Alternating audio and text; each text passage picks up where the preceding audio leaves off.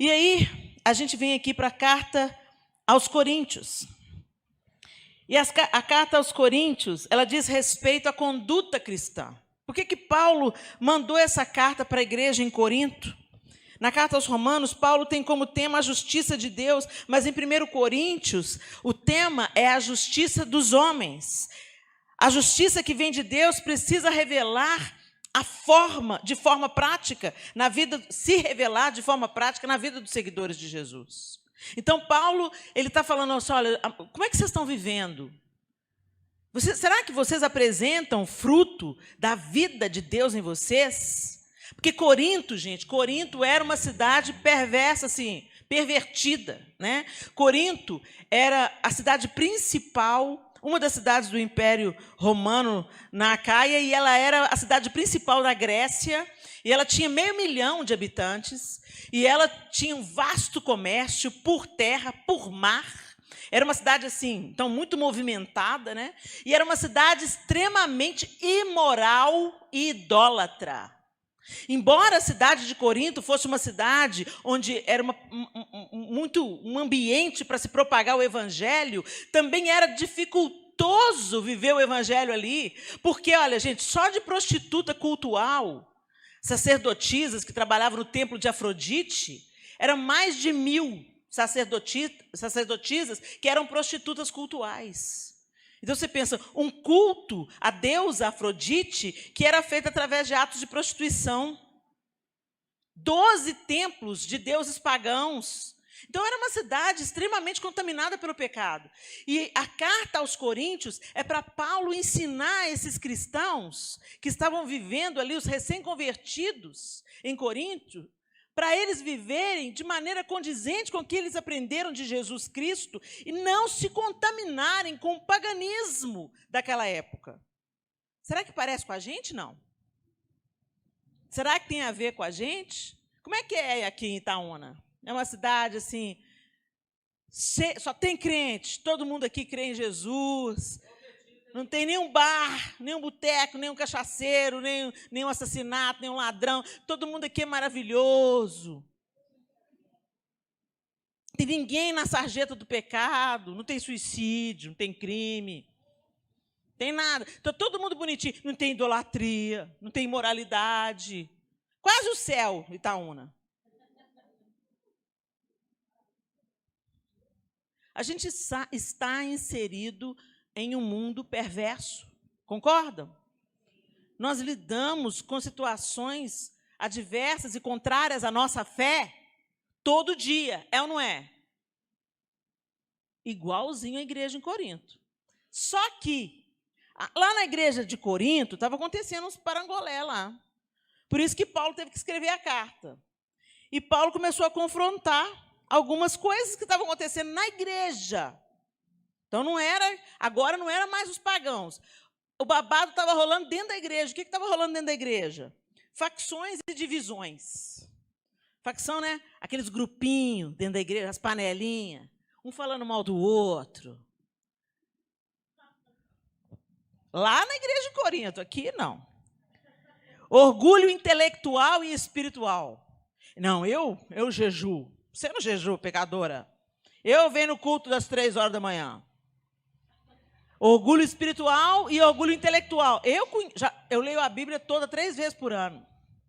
Eu fiz esse curso teológico, eu fiz essa universidade, eu sei, eu posso, sou melhor do que todo mundo. Estava rolando lá na igreja de Corinto, aqui não. Causas da justiça entre os irmãos. Um irmão levando o outro no pau. Isso não acontece na igreja brasileira, só lá em Corinto. Bebedices e glutonarias. Não. Todo mundo moderado na comida, né? Todo mundo fitness. Cristãos participando de festas com comidas oferecidas a ídolo. Oh, não, é tudo mera coincidência. Olha a cobra. Não, é mentira. Falsos ensinos acerca da ressurreição. Lá na igreja em Corinto, tinha uma turminha falando assim que Jesus não ressuscitou bem em carne, não. A coisa não foi bem assim. Ele ressuscitou, mas era tipo assim, um espectro, um fantasma, que esse negócio de ressurreição, assim, no corpo, é um negócio meio fantasioso, né? Por isso que quando a gente fala, às vezes, na igreja, assim, olha, a promessa de Jesus é que nós vamos ressuscitar e vamos receber um corpo glorificado. Esse corpo vai ser glorificado. Gente, a gente nem lembra que isso é doutrina cristã. É ou não é? Alguém fala, fulano morreu. Por enquanto, porque daqui a pouco, ó, Jesus Cristo, vem aí. Lá, lá, lá, lá, lá. Vai ressuscitar e vai ressuscitar bonito. Com o corpo glorificado, não vai ter estria, não vai ter celulite. Coisa linda. Eu fico pensando, gente, como é que vai ser o corpo glorificado? Porque Jesus ressuscitou e teve o seu corpo glorificado. E era o corpo de Jesus mesmo, porque ele encontra com Tomé e fala, mete o dedo aqui. Não é assim? Mas os caras custaram a reconhecer ele. Vocês já pararam para pensar por quê? Eu fico imaginando, né? Não tinha ruga. Porque um homem de 33 anos naquela época já estava calejado, já estava acabadão. Jesus andava grandes distâncias, muito sol na pele. De repente, acho que apareceu aquele varão garboso, assim, com aquele vigor dos 20 anos. Mas, peraí, é Jesus mesmo? É Jesus. Maria Madalena reconheceu pela voz. Rabone! Só quando ele falou. Onde que está o meu senhor pensando que ele é um jardineiro? Nós vamos ter um corpo glorificado, gente. A promessa é essa. Os mortos em Cristo ressuscitarão primeiro e se encontrarão com ele nos ares. Mas a gente se esquece disso. E começa a viver colocando a nossa esperança nessa vida, nessa matéria. Gente, não é para colocar esperança nessa vida, nessa matéria, é para desfrutar dessa vida. É para desfrutar, é para viver a vida que Deus deu a gente para viver com alegria. A comunhão dos santos, né? Viver a vida com sabedoria, com graça, mas entendendo que é por um tempo, que o Senhor tem algo reservado para nós. E Ele retira a igreja da terra por um tempo. E que depois a Nova Jerusalém desce do céu. E esse mundo que a gente vive vai ser transformado. E o governo sairá de Sião. Gente, isso tudo está na Bíblia, mas a gente esquece. Ué, é? Eu pensava que a gente ia para o céu e depois isso aqui tudo ia queimar. Não, pode até queimar, mas que vai ser restaurado, vai. Porque Deus não vai desperdiçar a criação por causa das burradas que os homens fazem, não. Vamos voltar para o plano original. A eternidade vai invadir a nossa temporalidade. E não vai ser o presidente A, B ou C. Não vai ser um sistema de governo corrupto, porque o Cordeiro vai reinar. E hoje nós deveríamos viver como a antecipação daquilo que esperamos. E é isso que Paulo está dizendo aos coríntios. Será que vocês estão vivendo da maneira que vocês devem viver? Ou vocês estão vivendo nas antigas práticas de idolatria a ídolos, de comendo comida consagrada a ídolos, flertando com o pecado, sentindo saudade das práticas antigas? E nessa carta aos Coríntios, ele confronta isso. E ele encoraja os cristãos em Corinto para que cresçam em santidade em um ambiente pagão. Não é para você fazer da igreja um abrigo nuclear, não. É para você ser santo lá no meio da imoralidade. É para você ser sal e ser luz, onde o pau está quebrando, onde o divórcio está acontecendo, onde a prostituição está acontecendo. Porque se alguma dessas lâmpadas aqui queimar, não vai fazer falta. Porque tem mais 1, 2, 3, 4, 5, 6, 7 colunas e meia de luz. Mas quando você acende um palito de fósforo no meio da escuridão, isso quebra a escuridão. E a igreja está na terra para quebrar a escuridão. Não é para ficar escondidinha dentro da igreja, no ar-condicionado, e falando que o mundo inteiro queime no inferno lá fora. Isso não é uma mentalidade cristã. A mentalidade cristã é: eu fui salvo pela graça, ninguém pode ficar para trás. A porta da graça está aberta. O preço foi pago. As pessoas precisam de entender quem é Jesus. E eu vou apresentar Jesus a elas, não apenas fazendo evangelismo, entregando folheto, mas vivendo como Cristo viveu. me assentando na mesa das pessoas e contando a elas quem Deus é, com a minha palavra e com a minha vida, com as minhas escolhas, que Cristo seja visto em nós. É isso que o apóstolo Paulo está falando. E ele dá algumas direções. Em 1 Coríntios 6,12 ele disse: tudo me é permitido, mas nem tudo convém. Tudo me é permitido, mas eu não me deixarei que nada me domine. Lá em 1 Coríntios 10:23 ele repete: tudo é permitido, mas nem tudo convém. Tudo é permitido, mas nem tudo edifica. Ninguém deve buscar o seu próprio bem, mas sim o bem dos outros. Em 1 Coríntios 16:13 ele diz: estejam vigilantes, mantenham-se firmes na fé, sejam homens de coragem, sejam fortes, façam tudo com amor. Ou seja, o apóstolo Paulo, ele está chamando aquela igreja carnal, porque a igreja em Corinto, ela já tinha entendido o sacrifício, mas era uma igreja imatura. E uma igreja imatura é uma igreja carnal. Então você vê essa carnalidade da igreja e fala assim: fulano não converteu. Não converteu, mas não amadureceu. Não cresceu espiritualmente.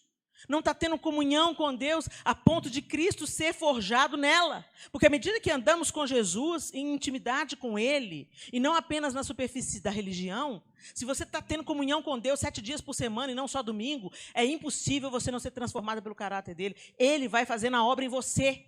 Sem que você perceba, você já está com a cara de Jesus, com o cheiro de Jesus, com o jeito de Jesus, com as atitudes de Jesus, com as respostas de Jesus. E essa igreja em Corinto, ela estava vivendo no modelo de Gálatas. Todas as obras da carne que são citadas em Gálatas, todas elas eram encontradas dentro da igreja em Corinto. E o apóstolo Paulo falou: não, para de viver assim, gente. Como é que vocês estão vivendo dessa forma? E aí eu quero chamar a atenção de vocês especificamente. Ele fala, olha como é que ele fala, o apóstolo Paulo, ele fala em 1 Coríntios 3, 1-3, não precisa abrir não, só presta atenção. Irmãos, eu não pude falar a vocês como a espirituais, mas como a carnais, como a crianças em Cristo. Eu dei a vocês leite, não alimento sólido, pois vocês não estavam em condições de recebê-lo. De fato, vocês ainda não estão em condições. Pausa. Se eu tivesse aqui, pregando assim, falando assim com você assim: Deus te chamou para ser cabeça e não cauda. Deus tem uma promessa para você. Nada vai dar errado na sua vida. Deus vai te colocar por cabeça. Todo mundo estava de pé dando glória a Deus. A gente gosta da palavra que infla o nosso ego. A gente gosta, aí a gente sai da igreja, todo mundo é alegrinho. Aí, lembra aquele boneco que ficava nos postos de gasolina, o boneco inflável? Você enche ele de ar e fica... Aí desliga o ar. Pois é. A pregação triunfalista, aquela que fala que você é demais, que você consegue, que Deus vai te honrar, que seus inimigos serão derrotados, que Deus vai envergonhar seus inimigos, e que você canta, quem te viu passar na prova e não te ajudou, e você fica toda turbinada, yeah! Aí você sai, mas chega na quarta-feira, você está, ó, vida, ó pandemia, ó desemprego, ó vida, ó céus, ó azar, Deus só não prometeu, Deus prometeu, não cumpriu, não vou na igreja nunca mais. O apóstolo Paulo está falando isso aqui com a igreja de Corinto. Olha, eu quis falar a vocês como cristãos maduros. Mas vocês... eu vou dar leite primeiro, porque senão vocês não vão dar conta. Esse é o crente carnal, que quer só palavra de ânimo. E aí Deus tem que colocar a gente dentro de uma pandemia para a gente aprender que a vida cristã é desenvolvida no vale e não no alto da montanha.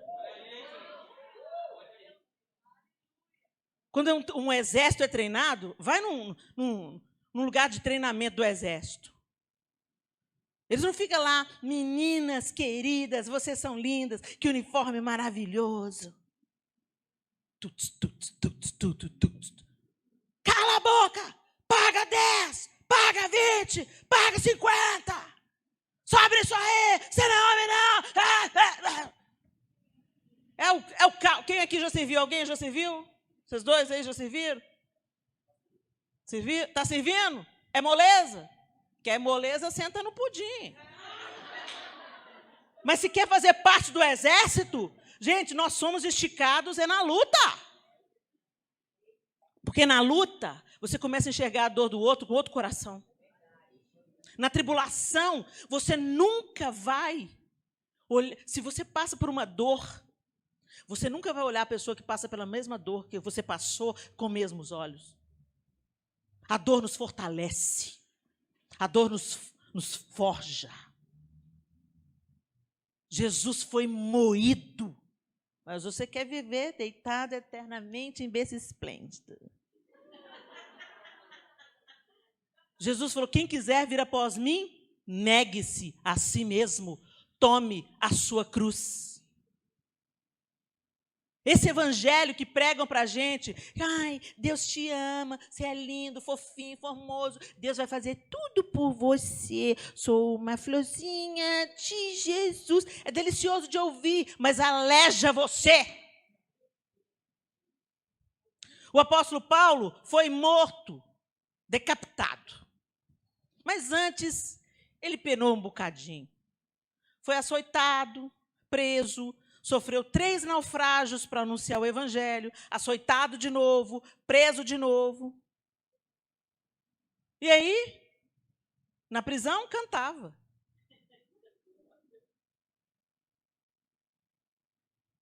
Então louve, simplesmente louve. Está chorando, louve. Para de sentir pena de você. Você é filha de Deus, então viva como filha de Deus.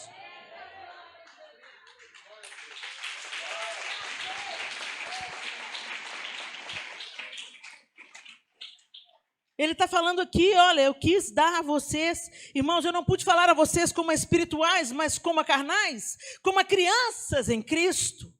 Dei a vocês leite, não alimento sólido, pois vocês não estavam em condições de recebê-lo. De fato, vocês ainda não estão em condições, porque ainda são carnais. Porque visto que a inveja e divisão entre vocês não estão sendo carnais e agindo como mundanos, presta atenção no que o apóstolo Paulo está chamando de carnal. Inveja, comparação, mimimi, fofoquinha dentro da igreja. Será que é só para a igreja em Corinto, gente? Agora eu quero que você abra a sua Bíblia comigo. Aí em 1 Coríntios, no capítulo 10. E nós vamos ler a partir do verso 14. 1 Coríntios 10. Dentro dessas instruções que o apóstolo Paulo está dando à igreja em Corinto, ele diz, a partir do verso 14. Por isso, eu estou lendo a linguagem NVI, tá bom, gente? Por isso, meus amados irmãos, fujam da idolatria.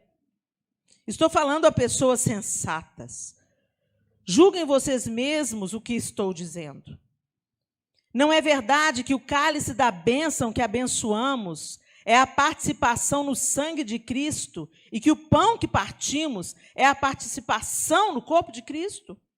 Como há somente um pão, nós que somos muitos, somos um só corpo, pois todos participamos de um único pão. Considerem o povo de Israel. Os que comem dos sacrifícios não participam do altar?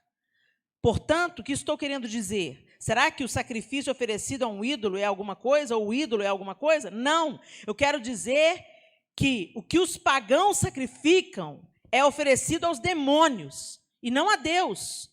E não quero que vocês tenham comunhão com os demônios. Vocês não podem beber do cálice do Senhor e do cálice dos demônios. Não podem participar da mesa do Senhor e da mesa dos demônios. Porventura provocaremos o ciúme do Senhor? Somos mais fortes do que Ele? Tudo é permitido, mas não convém. Tudo é permitido, mas nem tudo edifica. O que estava acontecendo nessa situação? Por que o apóstolo Paulo está falando isso? E ele evocou uma memória. A mesa do Senhor, o partir do pão, a ceia. Gente, a igreja estava com tanta confusão em Corinto que até a ceia era motivo de glutonaria e de excessos. Ceia do Senhor. Se eu como pão em nome do corpo de Cristo, isso deve ser feito com reverência, certo? Isso é a memória. Por que a gente ceia? Algumas igrejas ceiam todo domingo, algumas ceiam uma vez por mês. Por que a gente ceia juntos? Para nos lembrar de que Ele partiu, rasgou o seu corpo para a remissão dos pecados e que Ele vai voltar para nos buscar. Em memória de mim, vocês vão se lembrar, vocês vão trazer a memória. E permaneçam firmes até que eu venha. Então, quando eu parto o pão, eu estou relembrando o sacrifício de Jesus. Quando eu bebo o cálice, eu estou lembrando do sangue que foi derramado para me redimir dos meus pecados. É um momento solene. Mas o que acontecia? O povo participava da ceia do Senhor, mas também comia do altar sacrificado a ídolos, de comida sacrificada a ídolo. Ou seja, que diferença que tinha daqueles crentes? Eles praticavam as mesmas coisas. Tomavam o café da manhã com Deus e o almoço com o diabo. E Paulo está confrontando isso aqui. Nós não somos um corpo? Nós não comemos de Cristo, bebemos do seu sangue? Não é essa a simbologia? Em relação a Israel, aqueles que comiam do sacrifício eram aqueles que estavam conectados com o altar, com o serviço no altar. Como é que você pode estar conectado com o corpo de Cristo, com o sangue de Cristo, e estar sentado na mesa com o diabo, comendo comida sacrificada a ídolos? Gente, isso está acontecendo hoje no nosso meio. Você vem no culto e de noite vai para o motel. Você vem na reunião de mulheres e dá cheque sem fundo, rouba do seu patrão. Suas vestes não condizem com a fé que você professa. Suas conversas não edificam. Quando tem uma fofoca, uma maledicência, você está lá no meio, a crente. Ou se sente melhor do que todo mundo, a santarrona. Não reconhecendo que tudo que você tem é pela graça e favor e misericórdia de Deus, mas você se envaidece e começa a orar, igual aquele publicano. Não sou como esses. O pior orgulho é o orgulho espiritual. Porque ele é igual ao mau hálito. Todo mundo sabe que é pecado, menos você. Todo mundo sabe que você não é tão espiritual assim, mas você pensa que é. A sua espiritualidade é de você para você mesmo. E você se sente superior ao outro. Gente, se você ser crente te faz se sentir melhor do que o outro, tem alguma coisa errada com o seu cristianismo. Nós não somos melhores do que ninguém. Somos livres pela misericórdia de Deus. Não somos superiores. Jesus, sendo Senhor e Mestre, você sentava na mesa com pecadores. E você não vai nas festas do seu parente porque fala assim, eu que não me assento na roda dos escarnecedores. Na mesa que você precisa sentar, você não senta. Para ser testemunho de Jesus, para amar aquelas pessoas que precisam ser amadas, você não senta. Mas na mesa da fofoca, você senta. Na mesa das notícias, dos escândalos.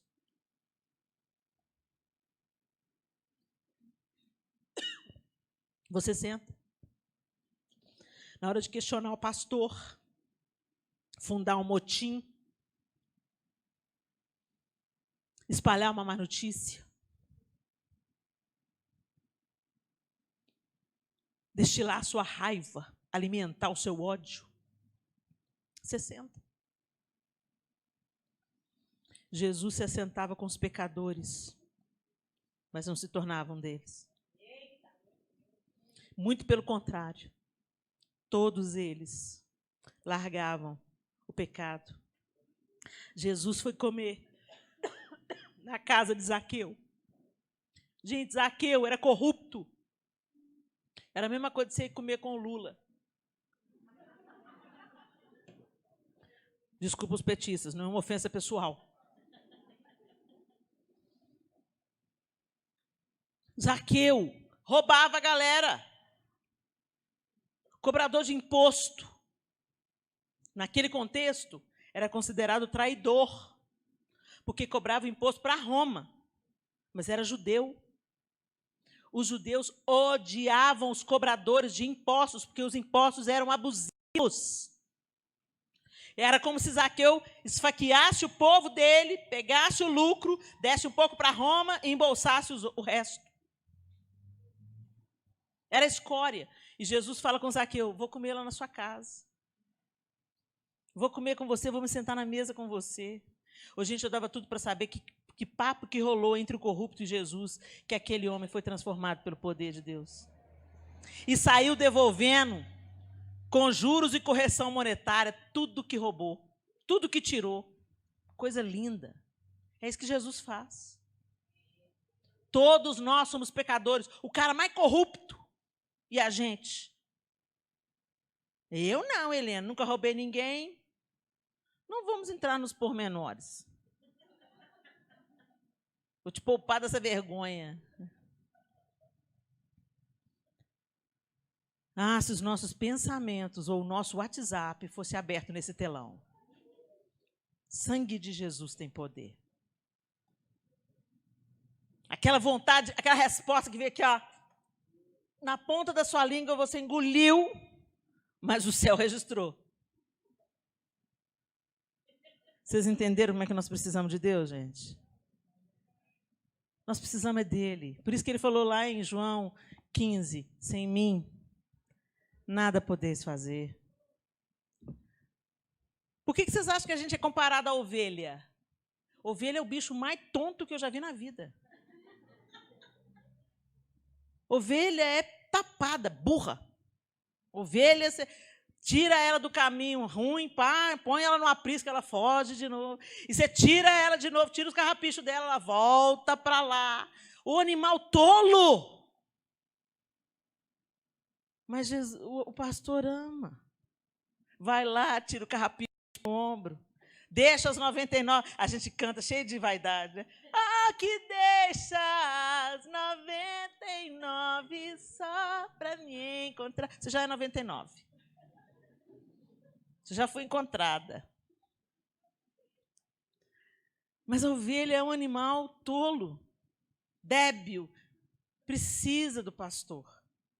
E quando a gente foi lá em Israel, eu conheci lá em Belém, uma menina, uma guia, e ela explicando para a gente, porque lá tem pastores mesmo. Até hoje tem essa prática do rebanho, né? Eu mesmo tirei a foto com uma ovelhinha, fiquei cheirando a ovelha, um barato. Mas a ovelha, tem umas que são tão teimosas, mas tão teimosas, que o que o pastor faz? Ele pega a ovelha, aquela que ele já foi buscar 1, 2, 10 vezes. É aquela que começa a pôr o resto do rebanho em perigo, porque ela sempre, sabe, dá problema. O que ele faz com ela, gente? Ele quebra a perna dela. Ele quebra a perna dela. E ela falou assim que quando o pastor chega nesse ponto radical, ele grita mais do que a ovelha. Dói mais nele do que nela. E aí, ele vai ter que andar com essa ovelha para baixo, para cima, no colo. E ele vai ter que dar comida na boca, porque ela já é um animal débil, ela vai se tornar mais débil. E ele vai ter que cuidar dela com cuidados especiais. Mas quando a pata se recuperar, nunca mais ela sai de perto dele.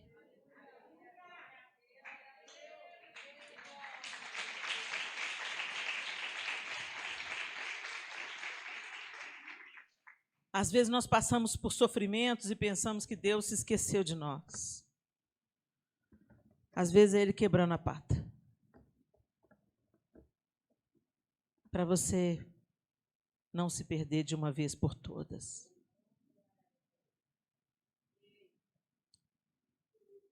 Será que nós estamos em dúvida de a que mesa pertencemos?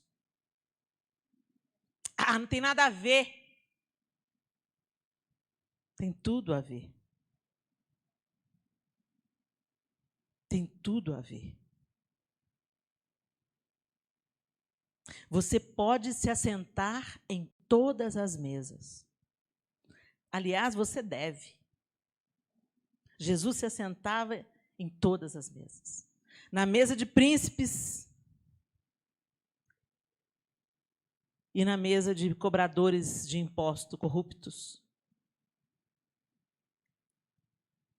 Mas ele se alimentava de uma só, da mesa do Pai. Você pode se assentar com todo mundo. Não tema os seus parentes que não conhecem Jesus. Senta com eles. Eles bebem cerveja. Põe um suco lá. Eles bebem cerveja, você bebe o suco. Não se sinta superior, gente. Volto a dizer. Não é sobre quem nós somos, é quem Deus é em nós. Mas nesses dias nós estamos exatamente como a igreja em Corinto. A gente vem na igreja, come um pouquinho. Aí vai na balada, fica com cara, come um pouquinho. Está levando um namoro, vai falar, mas nós estamos no século XXI, esse negócio de casar virgem, ou escolher esperar. Não, gente, modernidade. Gente, Deus não se modernizou, tá? Deus é Deus, imutável. Os conceitos são os mesmos, os princípios são os mesmos. Deus não mudou e o salário do pecado continua sendo a morte. Dá para um, dá para dois, dá para 10, não casa com nenhum? Por que será? Os homens não querem saber de compromisso, não. Por quê? Porque está fácil. Não tem que assumir compromisso porque você paga as contas e você faz sexo com eles de graça. Ele te fala meia dúzia de palavras bonitinhas e você vai para a cama com o cara. E a parte do deixa o homem pai e mãe? Ou seja, cria responsabilidade. Vira homem. Una-se a sua mulher. Case com uma só, a sua mulher. E torne-se uma só carne. É uma ordem estabelecida por Deus. Deixa o homem, pai e mãe, fala de autonomia, trabalho. Una-se a sua mulher, fala de compromisso. E torne-se os dois uma só carne. Isso fala de sexo. Sexo para ser prazeroso, para ser legal, para ser honroso, para gerar filhos. E para você não ter vergonha de olhar na cara de nenhum outro homem. Mas nós bagunçamos com os preceitos todos e fala, isso é modernidade, isso é modernidade? Quem ditou essa modernidade? O mundo que jaz no maligno. A palavra de Deus é a mesma e nós colhemos morte nos nossos relacionamentos porque voluntariamente desobedecemos a palavra de Deus. E tomamos cafezinho com Deus e jantamos com o diabo. Abrimos concessões para o pecado. E depois temos indigestão, porque comemos comida apodrecida e ainda culpamos Deus. Não é à toa que Jesus, na parábola do filho pródigo, comparou o desejo daquele filho a comer bolota de porco, porque é isso que o mundo oferece para a gente, bolota de porco, comida de porco, lavagem. E a gente se refastela comendo da mesa desse século. E depois vem doente emocionalmente, doente espiritualmente e muitas vezes doente fisicamente por causa da consequência do pecado. Nós não temos que ser ETs e ficar dentro da igreja como ETs, alheios ao que está acontecendo no mundo. Jesus não fez isso. Jesus andava com as pessoas que mais precisavam. Ele estava junto, ele comia, ele era a esperança, ele era o abrigo, ele era o abraço, ele era o conselho, ele era a cura, ele era a ressurreição e a vida. E ele te habilitou para você ser a mesma coisa, um seguidor dele, continuando aquilo que ele fez. Mas você prefere continuar beliscando as bolotas dos porcos. E, gente, eu não estou falando só de pecado na área sexual, não. Eu estou falando daqueles pecados que são reincidentes na sua vida, como a fofoca e a inveja, por exemplo, mas que não dá para perceber. Às vezes você está com a roupa até aqui, ó, a santinha da igreja, fofoqueira, invejosa, maledicente, criadora de casos de confusão. Isso também é bolota de porco, gente. Nós não somos perfeitas. Nenhuma de nós nessa sala. Nenhum de nós, os homens também. Somos gente. A gente se esbarra nas nossas debilidades, nos nossos problemas o dia todo. Mas o Senhor nos chama para a gente abrir a porta. E Ele diz, eis que estou à porta e bato. Se alguém abrir, eu entrarei e cearei com ele. Ou seja, eu vou sentar na mesa com você. E enquanto a gente conversa aqui, ó, enquanto a gente vive junto, enquanto a gente tem comunhão, não só na religião, não só no domingo, não só na primeira sexta do mês, mas todo dia, quando a gente tem um relacionamento íntimo. Então, Helena, eu vou te libertar da sua inveja, eu vou te libertar da maledicência, de dia após dia, anda comigo, cola comigo, que quando você menos esperar, eu vou te curar, e vou te restaurar, e vou te modificar. É isso que Jesus faz e a religião não. A religião não faz isso. A religião só deixa a gente mais com o nariz empinado, pensando que a gente é muito bom, porque está jejuando, está lendo a Bíblia e está vindo na igreja e dando dízimo.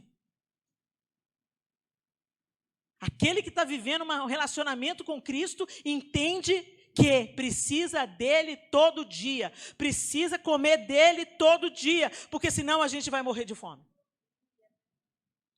Então, se assente na mesa certa. Não é à toa que ele falou, eu sou o pão da vida. Eu sou a água que mata a sede. Aquele que beber da água que eu lhe der, nunca mais terá sede. E eu serei nele uma fonte a jorrar para a vida eterna. É no relacionamento com Deus que isso acontece, 7 dias por semana. Não é no domingo, não é frequentando a igreja. Frequentar a igreja é o efeito colateral. Se eu estou cheia de Jesus, eu quero também estar cheio, estar em comunhão com o corpo dele.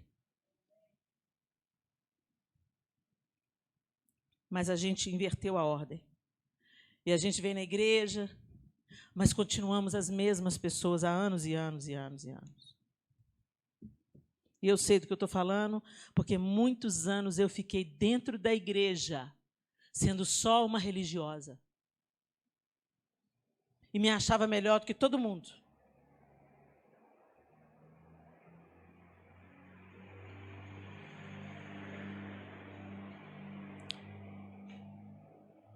Feche os seus olhos.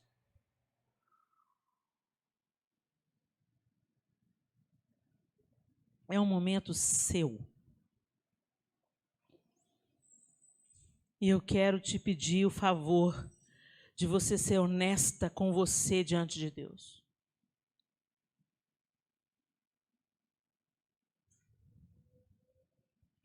Será que você está assentada na mesa do Senhor e se banqueteando nele?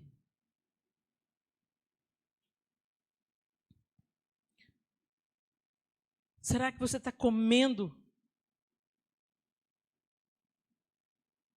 de Jesus? Bebendo da água da vida?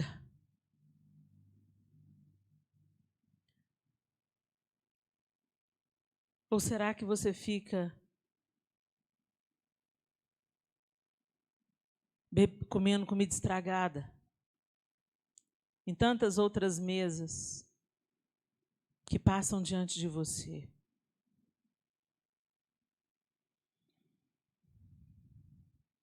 Eu tenho que te dizer, minha linda, se você não escolher a comida que você come, você não sarará. A enfermidade nas suas emoções, na sua alma, nos seus relacionamentos, vai permanecer. Porque só Jesus é o remédio. Ele é o pão, Ele é a água, Ele é a fonte da água da vida. Ele é o remédio, Ele é a cura, Ele é a solução, Ele é a porta. Ele é o Senhor. Ele é o pastor das ovelhas. Ele cuida. Ele sara a ferida, Ele tira os carrapichos. Se assenta na mesa e come do Senhor.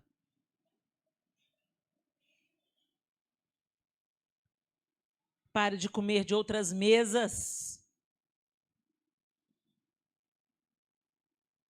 O diabo sabe como põe uma mesa. Ele sabe como te atrai. Mas o alimento que é servido é mortal, é veneno. Te atrai com a beleza. Te seduz e te engana. Discirna o seu inimigo, minha linda. Às vezes você está culpando a Deus pelas decisões erradas que você tomou. Pelo alimento errado que você colocou para dentro. Dos seus olhos, dos seus ouvidos, da sua boca, do seu corpo. A palavra de Deus nos faz discernir entre a verdade e a mentira. Mas você mal abre a Bíblia. Você não se interessa pelas coisas de Deus, a não ser que elas gerem algum prazer imediato em você. Crescimento não é imediatamente. Prazer não fortalece ninguém. Deus nos chamou para uma vida elevada, para casamentos felizes. Mas casamentos felizes não brotam do chão.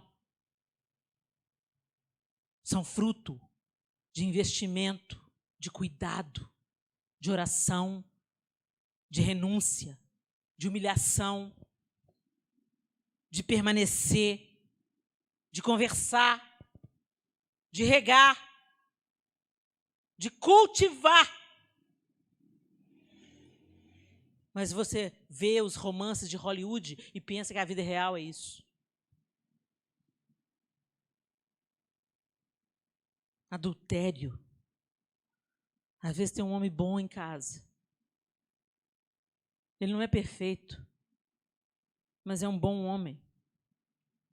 Mas o diabo está colocando a mesa do adultério para você e você já começou a se sentir atraída pela mesa.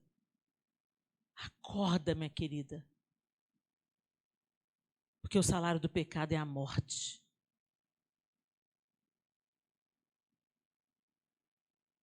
Relacionamentos quebrados com os filhos. Amizades desfeitas. O sentimento de inadequação, baixa estima, autossabotagem. Sintomas. São apenas sintomas de alguém que está vivendo na superficialidade da religião e não um relacionamento profundo com Deus. O relacionamento profundo com Deus, gente, os problemas estão tudo lá também. Mas só que você olha de um outro jeito. Você lida com eles de um outro jeito. Porque o Senhor é a resposta. O Senhor é o alívio. E quando a situação não mudar, a fornalha não apagar, ele vem para a fornalha junto com você. Ele não promete que você não vai ter aflição, ele não promete que você não vai ter problema. Quem te promete isso é o coaching. Jesus falou que vai estar junto com você todos os dias até a consumação do século. Isso significa nos dias bons e nos dias ruins também. Então se apegue a Ele. Será que você pode fazer uma oração aí no seu lugar? Se você identificou uma mesa que você tem se assentado nela e comido daquilo que não agrada a Deus, comido daquilo que não edifica, é hora de pedir perdão. É tão lindo que nós estamos no tempo da graça. Os ouvidos de Deus estão inclinados para ouvir a sua oração de arrependimento, o seu pedido de perdão.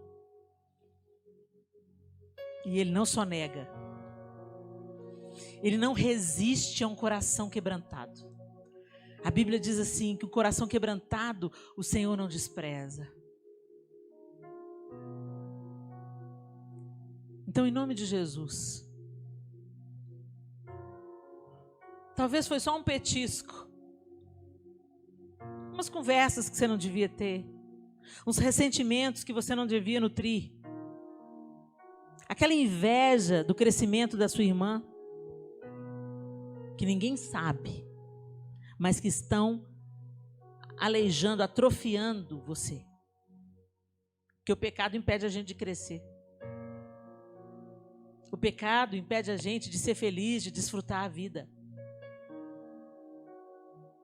Então, os pecados silenciosos, eles são os mais perigosos, porque a gente pensa que eles são inofensivos, mas eles estão nos matando aos poucos. E eles vão nos roubando, assim, ó. Tudo que a gente tem direito, eles vão nos roubando. Eu quero te dar uma oportunidade. Por causa da pandemia, eu não vou chamar ninguém aqui à frente, não, para a gente não se aglomerar.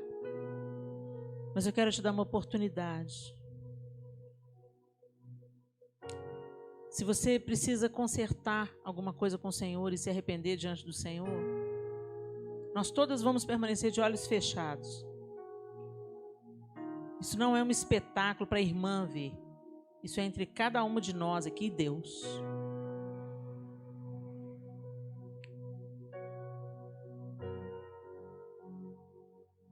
Se você quer dizer, Senhor, olha,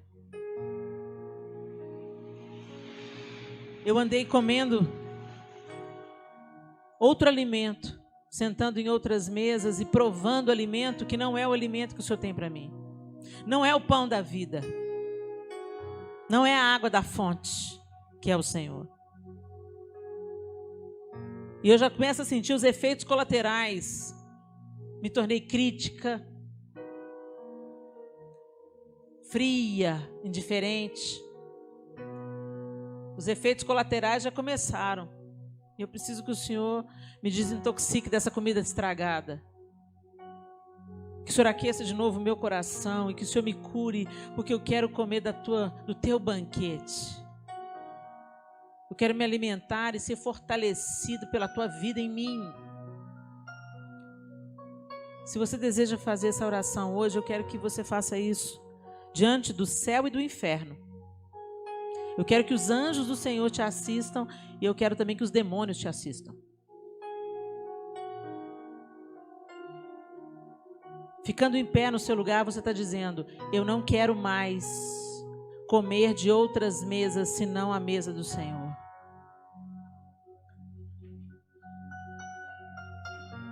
Aleluia. Aleluia. Aleluia, Jesus. Oh, Senhor. Senhor, olha para nós neste lugar, Senhor Jesus, Senhor, estamos de pé diante do teu altar. Perdoa-nos, perdoa-nos, perdoa-nos por cavar cisternas rotas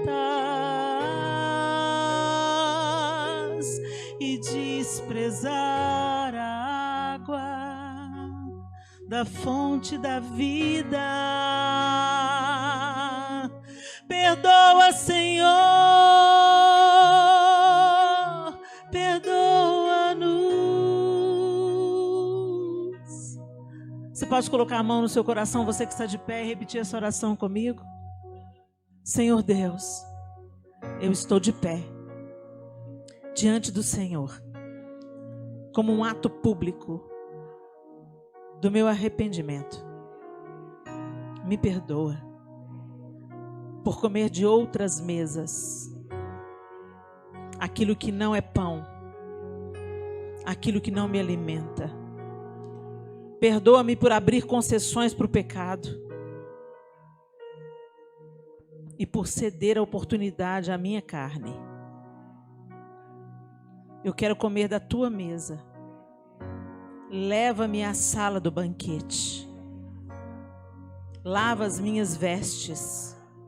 Coloca um anel no meu dedo. Troca as minhas sandálias. E recebe-me na tua casa. Me perdoa, Senhor. Em nome de Jesus. Amém e amém. Senhor, eu oro por cada uma dessas irmãs que, rendidas diante do teu altar, confessam diante do teu trono e também diante dos demônios, que não querem mais, que dão um basta hoje a essa vida dupla, como aquela igreja em Corinto estava vivendo. Deus, nós não queremos comer da tua mesa e da mesa dos demônios. Senhor, nós não queremos partir e comer do teu pão e comer comida sacrificada a ídolos. Senhor, nós queremos andar na tua presença. Queremos desfrutar das tuas dádivas e também queremos receber a tua disciplina. Queremos a tua paternidade completa. O pai que cuida, o pai que ama, mas o pai que, se preciso for, vai quebrar a nossa pata para a gente nunca mais se afastar do Senhor, Deus. Nós queremos a tua paternidade plena e não apenas uma paternidade seletiva e superprotetora. Nós queremos o Senhor por inteiro, Deus. E queremos ser suas filhas integralmente obedientes ao Senhor. Porque acreditamos no teu amor. Na plenitude, na perfeição do teu amor. Que não nos negou o seu único filho. Para nos tornar filhas também. Pai, em nome de Jesus, muda as mentalidades aqui nessa noite, Pai. Quebra os sofismas, as mentiras de Satanás. Tira as escamas dos olhos, Senhor. E mostra para cada uma das minhas irmãs os enganos de Satanás, as seduções e as mentiras do inferno. Deus, em nome de Jesus, e nos ajuda e nos sustenta na tua presença. Porque na tua presença há abundância de alegria.